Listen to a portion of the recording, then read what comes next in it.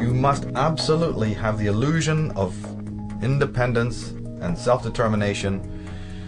And we have a problem then. We have a problem that to really, really be independent, to really be an individual, which in psychological terms is called individuation, that's difficult for most people. It's kind of tough.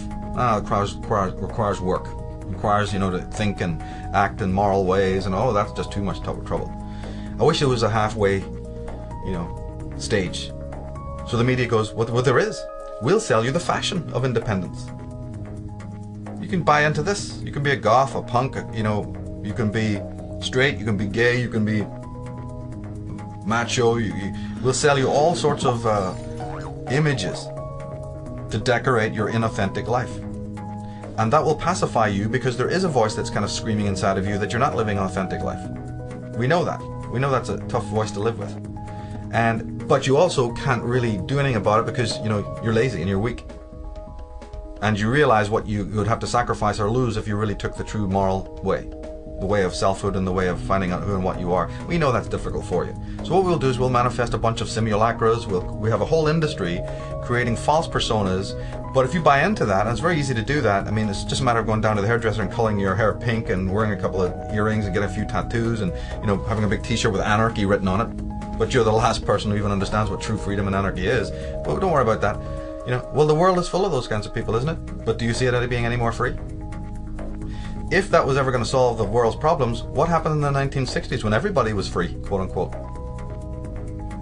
Where's the love now? Did it stop wars? Did it stop evil men ruling the world? Did it stop genocide? Did it stop the mutilation of animals and abattoirs? Tell me what one thing that the hippie movement or the punk movement of the 1970s achieved.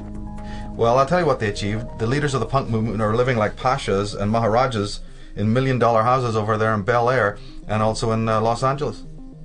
Billy Idol has a fleet of Harley Davidsons. That's what happened. That's what happened. But they're wearing a hammer and sickle.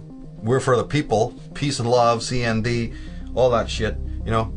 Utter nonsense. Utter nonsense.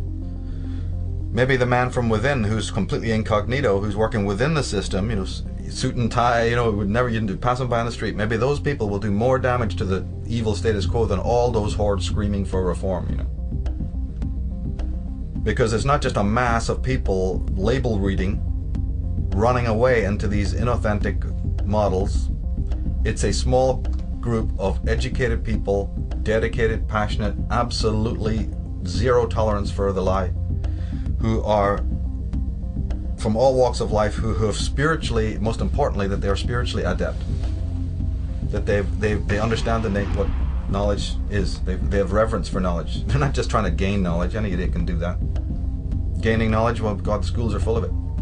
No. It's a matter of loving knowledge. That's a big difference. Loving knowledge, understanding what knowledge is a whole different thing than gaining knowledge. So there's these fine lines in all of this, very fine lines.